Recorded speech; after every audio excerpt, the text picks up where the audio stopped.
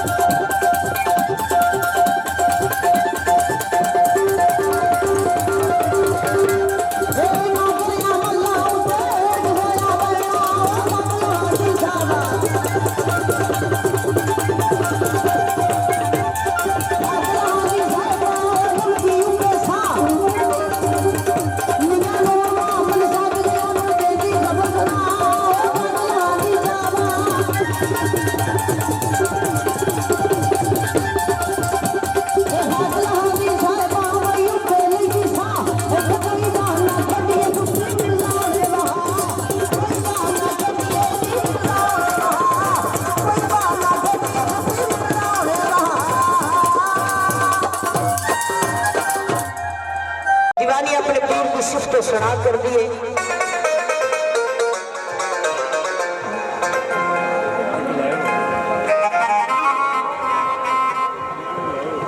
शाह ने लिखा थे फुल नूं वेखिए बाग अंदर ना वेखिए हाथ विच खोए नूं उडाणी नाल कुछ होर दा होर जापे ना वेखिए हार परोए नूं बंदा वेखिए जदों आजाद वेखिए की वेखना है कैदू होए नूं बंदा जाद मार तलवार किसे जीवदे नूं की मारना इश्क विच मोयो।